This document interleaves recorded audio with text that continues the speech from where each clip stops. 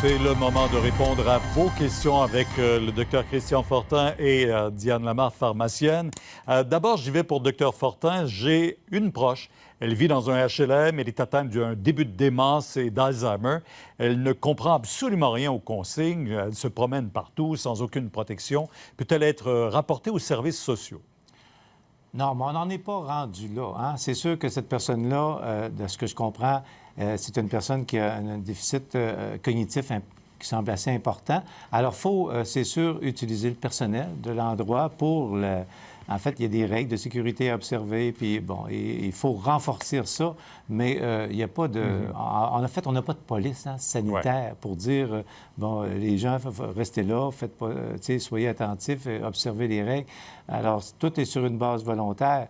Alors, dans les centres pour personnes âgées, c'est un peu la même chose. Il y a du personnel. Il faut juste sensibiliser le personnel à ce que cette personne-là soit plus surveillée. Et je pense que c'est possible de le faire de cette façon-là. Docteur Fortin, est-ce qu'une personne rétablie de la COVID-19 est immunisée, vous demande Francine Laplante? Alors, quand on a une infection virale, oui, il y a une immunité qui se développe. Par contre, qui peut durer un certain temps.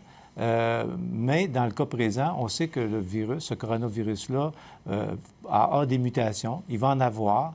Et il faut prendre l'exemple. On sait qu'il ne faut pas comparer avec l'influenza, mais reste que quand même, on sait que d'année en année, les virus de l'influenza varient. À chaque année, il faut préparer un nouveau vaccin qui est différent d'année en année parce que c'est des virus continuellement en mutation, en changement. Alors, la famille des coronavirus, c'est un peu la même chose. Là, il y a des sources différentes qui circulent dans différents pays. D'ailleurs, c'est une des raisons pour laquelle il y a des endroits où les personnes semblent plus affectées, plus malades qu'ailleurs, d'une certaine façon. Mais on va tout connaître ça au fur et à mesure que la pandémie progresse. Mais ce qui est certain, c'est qu'il n'y aura pas d'immunité pour les autres virus.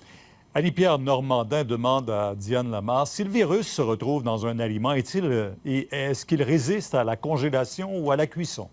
Ce qu'on sait, c'est que la cuisson, ça inactiverait éventuellement s'il y avait la présence du virus.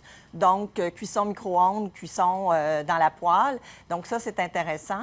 Mais ce qu'il faut savoir aussi, c'est que le virus, il s'attrape par les voies respiratoires, donc par le nez, la gorge et les yeux, mais pas par le système digestif. Donc, les risques d'être infectés par la COVID-19 en mangeant quelque chose, c'est très rare, mais on veut quand même éviter le virus, la présence du virus. Alors, les mesures simples, c'est de laver les aliments avant de les utiliser. On peut laver avec un petit peu de savon à vaisselle parce que le savon à vaisselle, il est tout à fait pas comestible, mais je vous dirais qu'il est sécuritaire il a été conçu pour qu'on puisse, si jamais il reste des traces, qu'il puisse être ingéré sans toxicité. Et ce qu'il faut absolument se souvenir, c'est laver les mains avant de cuisiner et avant de manger. En respectant ces mesures-là, tout va bien aller au niveau de la contamination alimentaire. Bien, vous parliez du savon, justement. Diane, est-ce que le savon qui est en mousse dans les distributeurs est aussi efficace que le savon en pain?